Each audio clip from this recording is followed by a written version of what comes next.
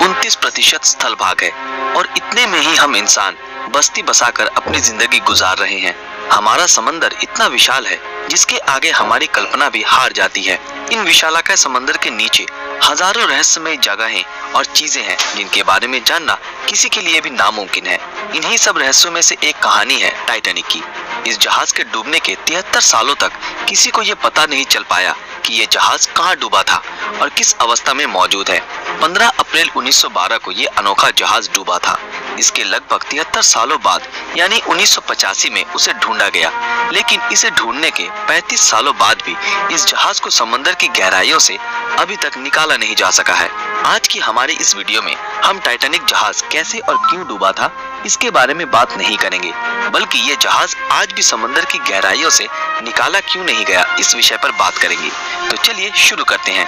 Titanic जहाज कैसे और क्यों डूबा था इसके बारे में हम सबको थोड़ा बहुत पता तो जरूर है, और इस जानकारी के पीछे सबसे बड़ा हाथ है टाइटैनिक नाम की इस आइकॉनिक मूवी का, जो सन 1997 को रिलीज हुई थी।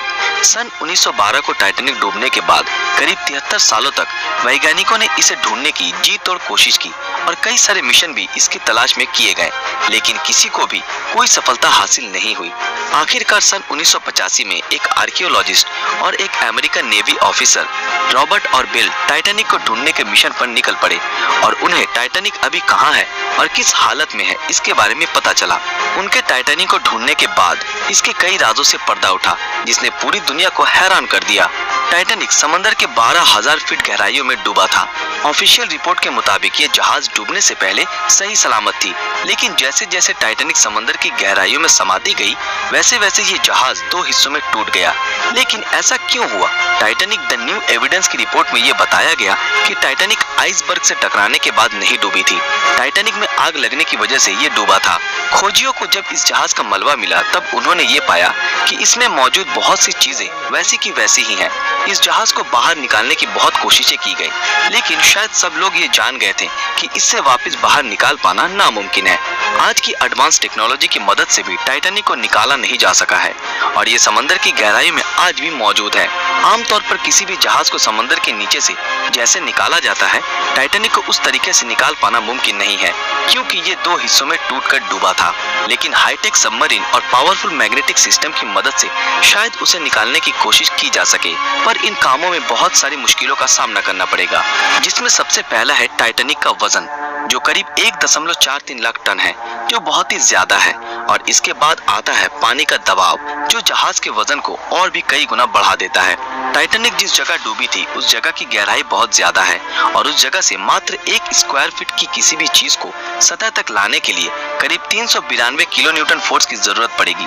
लेकिन वैज्ञानिक आज तक इतनी पावरफुल मैग्नेट या सबमरीन बना नहीं पाए हैं जो इतनी आसानी से इतने गहराई से टाइटैनिक को बाहर निकाल सके। शुरुआत में वैज्ञानिकों के पास टाइटैनिक को बाहर निकालने का कोई प्लान नहीं था, इसलिए उन्होंने कई मजेदार तरीके ट्राई किए टाइटैनिक को बाहर निकालने के लिए, जिसमें सबसे पहला पिंग पोंग बॉल की मदद से टाइटैनिक को रिकवर करने का प्लान सोचा। जी हाँ दोस्तों, आपने बिल्कुल सही सुना, पिंग पोंग बॉल। वैज्ञानिकों ने यह तरकीब लगाई कि वो डूबे टाइटैनिक जहाज में पिंग पोंग बॉल भर देंगे ताकि ये बॉल ऊपर की तरफ दबाव डाले और ऐसे करके सबमरीन या फिर बड़े मैग्नेट की मदद से जहाज को बाहर निकालना मुमकिन हो। लेकिन तब वैज्ञानिकों के दिमाग में ये बात नहीं आई कि ये पिंग पोंग बॉल समंदर की गहराइयों तक जाते ही पानी के दबाव से फट जाएंगे। तब वैज्ञानिकों ने बड़े बड़े बलून्स की मदद से इस काम को अंजाम देने की परिकल्पना की। उन्होंने ये सोचा कि अगर हजारों लाखों बलून्स में हीलियम गैस भरकर इन बलून्स को जहाज से बांध दिया जाए तब ये बलून्स ऊपर की तरफ दबाव डालेंगे और ऐसे करके टाइटैनिक को निकाला जा सकेगा।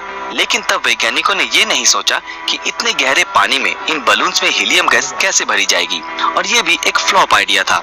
आखिरकार वैज्ञानिकों ने यह तरकीब लगाई कि बर्फ की डेंसिटी पानी की तुलना में कम होती है और जिसलिए बर्फ पानी में तैरता है। उन्होंने ये सोचा कि टाइटैनिक जिस जगह पर मौजूद है, अगर किसी भी तरह उस जगह के पानी को बर्फ में तब्दील कर दिया जाए तो ऐसे करने से जहाज पानी के ऊपर तक आ जाएगा।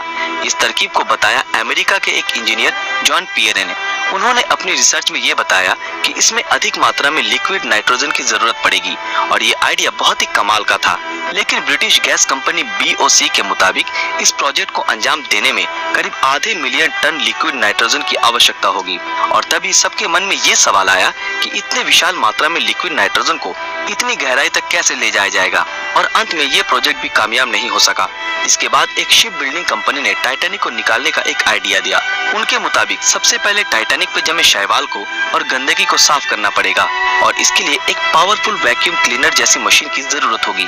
इसके बाद एक मजबूत लोहे की मोटी तार से टाइटैनिक को इस बोट से जोड़ देना पड़ेगा और बाकी का काम ये मशीन ही कर देगा। और एक ऐसी सबमरीन का जुगाड़ करना पड़ेगा जिसका टैंक गैस से फुल हो। सिर्फ इतना ही नहीं, इस प्रोजेक्ट के लिए भारी मात्रा में बिजली की आवश्यकता होगी।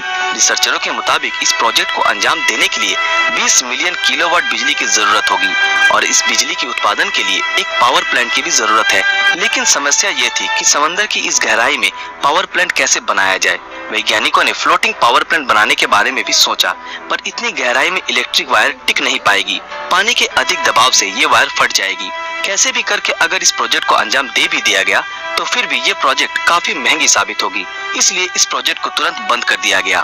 बहुत सी बड़ी बड़ी कंपनियों ने इस प्रोजेक्ट को अंजाम देना चाहा, पर इसमें इतना खर्च है कि इसके बारे में नहीं सोचना ही बेहतर है, क्योंकि टाइटैनिक को बाहर निकालने में जितना खर्च है उस पैसे की रिकवरी करना नामुमकिन के बराबर है। इसी कारणवश इस प्रोजेक्ट को कोई भी अंजाम नहीं देना चाहता। अगर कोई कंपनी इसे निकाल कर म्यूजियम में रख भी दे तो भी इसमें किए गए खर्च को रिकवर करने में 100 साल से भी ज्यादा का समय लग जाएगा। हालांकि इस अनोखे जहाज से लोगों की इमोशंस जुड़ी है, लेकिन फिर भी कोई कंपनी इतना बड़ा रिस्क लेना नहीं चाहती। वैज्ञानिकों के मुताबिक बैक्टीरियाओं ने इसके मलबे को खोखला कर दिया है और आने वाले कुछ सालों में ये बैक्टीरिया टाइटैनिक को पूरी तरह तहस नहस कर देंगे। सिर्फ इतना ही नहीं, टाइटैनिक बहुत से सामुद्रिक मछलियों का घर बन चुका है। इसलिए यूनेस्को ने साल 2001 में टाइटैनिक को under water cultural heritage protected site declare कर दिया है। कहा जाता है कि इस जहाज को निकालने में जितना खर्चा होगा उतने पैसे में दूसरी और भी बेहतर जहाज खरीदी जा सकती है और कोई भी कंपनी ऐसी बेवकूफी करना नहीं चाहेगी। वैसे तो इस जहाज को कभी समंदर की गहराइयों से बाहर नहीं निकाला जा सकता और अगर ये जहाज ऐसे समंदर में आने वाले दिनों में भी टिकी रही तो हमारी आने वाली नस्ल भी इसकी रहस्यमयी गाथाओं को जान पाएगी। दोस्तों, आज के लिए बस इतना ही। उम्मीद करते हैं आज की हमारी ये वीडियो आप लोगों को पसंद आई हो। तो फिर मिलते हैं आपके साथ अगले वीडियो में। अगर ये वीडियो आप लोगों को अच्छा लगा तो इस वीडियो को लाइक, कमेंट और ज्यादा से ज्यादा शेयर जरूर करें। वीडियो देखते रहने के लिए शुक्रिया।